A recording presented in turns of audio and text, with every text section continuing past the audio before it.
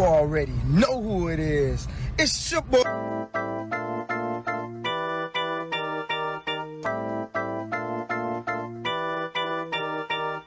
What's good, YouTube family? It's your favorite realtor, and I'm back with another video. This video is going to be about how to start your very own Airbnb business with very little to no money down. Because I know y'all broke as hell. I'm joking. I've done this myself, and I've done it successfully, and currently I am making money off of this model because it requires very little investment and it reaps high return. All it took was a little creativity, love, and passion. But let's jump right into it. Okay, so boom.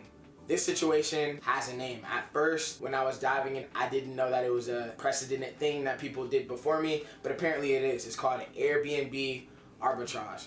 I'm gonna say that again, Airbnb Arbitrage. Look that up. There's probably groups in your area of people who do it, and they can probably answer any questions that you have and help you out a little further. But essentially what you're gonna do is you are going to rent a home from the owner of the actual property, and then you're gonna list it on Airbnb. So at no point in time do you become the actual owner, do you take ownership of the property. You're just gonna rent it from the actual owner, pay them, and then you're gonna list it on Airbnb. I know what you're thinking. Wow, why didn't I think of that myself? That seems so very, very simple. Well, it's not. So look, first and foremost, you guys need permission. Whenever you're doing this, you need to get permission from whoever owns the property and has control of the property. I don't want y'all going to jail for nothing that Chris King said and referencing y'all YouTube videos. I'm not showing up to no court dates. I'm saying this right now. This cannot be used in the court of law of reference. Okay, so you want to look in certain areas. You don't want to go looking in the middle of Timbuktu at properties with 2 acres of land and they got cows and chickens on it. That's not what you want. Statistics show that majority of people that use short-term rentals, Airbnb, VRBO, bookings.com are going on some type of vacation. You trying to party, man. You trying to party. So that's gonna mean that they want to be next to museums. They want to take their children or family to museums. They want to go to clubs and enjoy the nightlife. They want to go to the beach or whatever attractions that your city is known for, that tourists come and visit. That's where you want your real estate to be. That is prime real estate. That's where you want to be. All right, so once you're looking in that area, right, my suggestion is that you look for houses. Some people use apartments or condos, but those are usually owned by corporations and it can get a little bit more tricky, right? My suggestion is to find someone who privately is renting out their home. Why? Because they own the home privately and it's their decision what happens with it. And the type of homeowners that you're looking for is someone who doesn't care, not necessarily care about the house, but someone who doesn't care about what's going on inside the house. They're just looking to rent it out and they want to get paid monthly. The way you explain it to them matters. My pitch is something like this. Hey, Mr. Landlord, my name is Chris King. Do you allow subleasing? My goal is to list your property on Airbnb. This won't require any more work from you, and you can treat me just as you would a normal renter. I'm gonna take over all of the utilities. I'm gonna be in charge of any maintenance on the property and the upkeep of the property as well. You won't have to worry about anything, right? So your pitch is going to be the exact same as you paying a renter monthly. I'm gonna give you the same amount of money. It's gonna be on time. You want those type of people who are kind of like detached from the property. I'd also throw in there that you could probably give them higher than the market value for their property. So if they're renting it out for $1,200, they think the market is going to give them $1,200. Tell them you're willing to go $100 or $200 above that, depending on your numbers. That's why my next point matters, is because you have to run your numbers to know what you can and can't negotiate. You'll be able to increase the rent that you pay them, so they have some incentive to go with you. Next, and probably most important, you need to make sure that your numbers make sense. They need to add up what you're paying out, what you're going to make, what you're going to get. All needs to add up, so you're not in the red every month. You're not losing money every month, because ain't nobody doing this for free. We gotta make some money. Okay, so this is what I want you to do. I want you to go on Airbnb.com and I want you to search up the street name of the property that you're looking for. Or you'll have to use the map to kind of probably drag it around and zoom in a little bit, right? So once you find the street name, I want you to search in the criteria the type of property as if you were listing the property. I'll give you an example. So if you were listing a property, a 3-bedroom, 2-bath, entire home at 1,100 square feet, you understand what I'm saying? So you're looking for those type of properties. Then you wanna take a scope of all the properties around there, and you wanna pull all of the properties that are similar as close as possible that you can find. Property that you're making comparables is you want to take into consideration square footage. So like you want your properties to be within range of by 300 square feet above and below. So if yours is 1,200, 1,500 above, 900 below, whatever that looks like. You want to take into if appliances are updated, so updated kitchen, so stainless steel, granite countertops, open kitchen concept, updated bathroom. I already said square footage. Just use your brains, people. You don't want to compare a 3-bedroom, 2-bath, 5,000 square feet house with crown molding and a pool to a house that has majority carpet and the carpet's stained and the kitchen's not updated. Obviously, they're going to be priced differently, but they're in 2 different brackets. So wherever the property that you're looking at falls into that, you want to get as similar and as close as possible. Alright, so just for example purposes, let's say the average price per night is $150.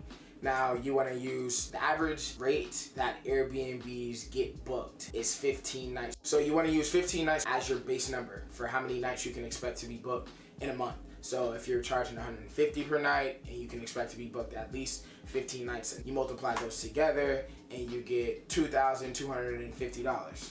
So now you have a projection of how much money that you can make on this property that you're looking to rent out, right? You see what I did there? Yeah, makes sense.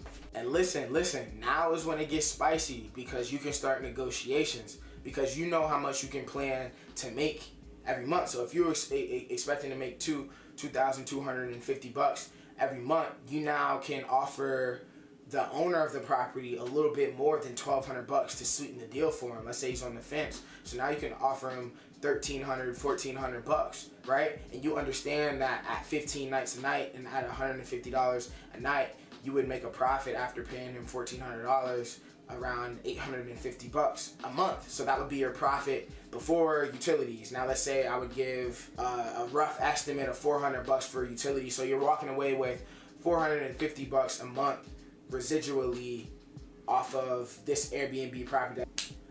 But there's more.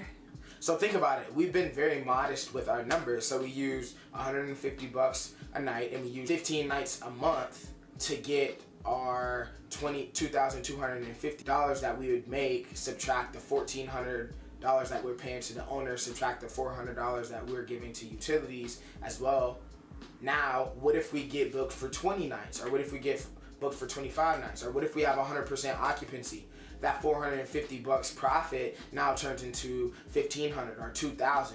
Or what if we increase the rates? What if you get great reviews and prices start to increase, inflation? Who knows? But what if now we're going from 150 a night to 175 a night and we're at 100% occupancy? So I know $450 doesn't really seem like a lot, but once we get into residually $1,500 a month, $2,000 a month profit, it makes it all worth it. It makes everything worth it because we're being modest with our numbers. We're saying on the very, very, very low end, we can expect to be booked at least 15 nights and at least this amount of money. But you're better than at least, if you're listening to me, you're better than the bare minimum. And we'll probably be able to increase those prices over time, be booked a little bit more than 15 nights. All right, so I know what you're thinking. It's all starting to make sense and you're like, oh. But then the question pops up in your head and you're like, why don't they just go and do this themselves? Well, that brings me to my next point.